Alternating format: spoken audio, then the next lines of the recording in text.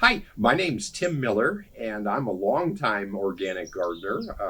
My age is 63, born in 1957, and I was born under the Gemini sign. I became a Austin Organic Gardening Club member, I believe, in 1985. I was aware of the club in 84 when I moved to Austin from Wisconsin.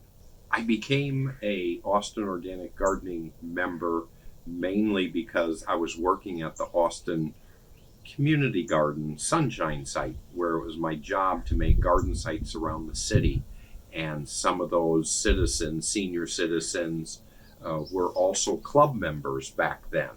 And I thought it would just be a natural fit for me to become a club member back then, not associated with my job, but as a garden club member. My favorite plant to grow, vegetable, would have to be tomatoes. And here at the farm, I've been working on this yellow variety to make sure that it's a crop that here in Central Texas, we have a very difficult time trying to grow red ripe tomatoes.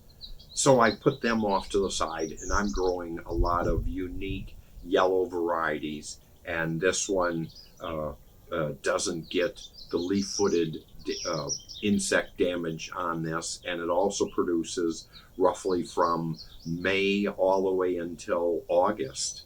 One of my biggest crop failures would be thinking I can raise hoop house pepper plants through Central Texas winter without any heat, and mainly because they need the heat the longer the day length that they need and require uniformity through that long time period. I now, at this point in time, I refuse to dig up any of my fall pepper plants and put them in the hoop house. It just won't work. One of my fondest memories is with a fellow gardener by the name of Harley Hitchcock. I met him in '84, and through friends, he gave me the opportunity to start my certified organic farm at his location in East Austin. He had a 12-acre farm, was raising crops dryland style, which really fascinated me. Another club member previous to me, Dan Sondera, was growing already at his farm, but Dan did not want to continue at Harley's farm. So they both asked me if I was interested, and I said I would do a 5-acre tract.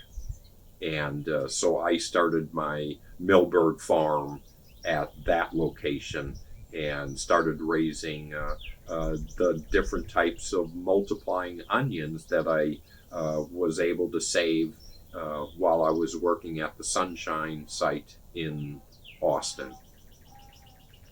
What I'd like citizens to realize from my farm is the working with a lot of ethnic races that I did at the community gardens, where they were growing watermelons with weeds, they were growing black-eyed peas with certain weeds. And when I started our farm with my wife and we bought this farm in Kyle, Texas, the thought of growing crops with weeds clicked for me, because I was already growing here in Austin. We get a lot of influx of a lot of weeds on a regular basis, and I thought, why can't I fertilize using them as cover crops, adding the fertility of these native weeds or forbs and building up nutrient dense vegetables.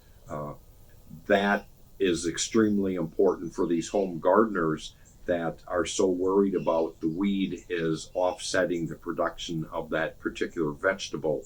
And from what I have been seeing, that's not the case based on certain selected weeds. And we have some great resources in the area of the Wildflower Center on all of their weeds or wildflowers that they have.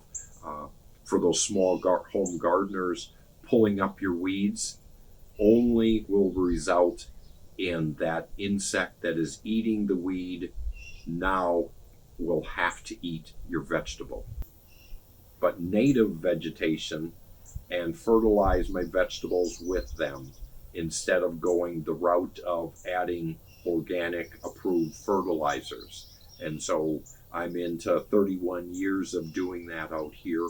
And so it can be done. I have great success doing some of those croppings, trying to make a uniformity of growing what weed with what vegetable, and repetition of that crop year after year, with a little changes. And again, this year my cropping of tomatoes has surpassed the previous year. So less is better.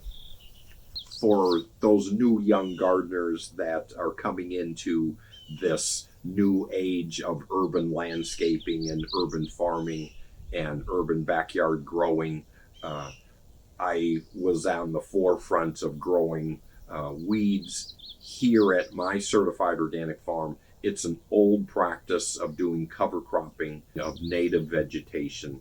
And so I've incorporated those aspects after seeing countless senior citizens in Austin growing at the community garden sites around Austin for 9 years. They had great success with pigweed and sunflowers and Johnson grass, and even nutgrass was growing in some of these beds. And so I've incorporated all those weeds out here at my farm in uniform stands, and then pull those at very specific times off the time period of when that vegetable wants to grow, like pigweed growing where my yellow plum tomato was the year before, sunflowers being cut down and using as trellis material to keep the deer off of them, because of the little pokiness that a dried sunflower has, but also will reseed in that particular little garden plot for next year's sunflowers that you can pull to redo for the next little spot where you're going to grow your cucumbers. So weeds put in nutrients. We have very little research that has been done on how much does this weed, what's nutrients of that weed that could help feed that vegetable.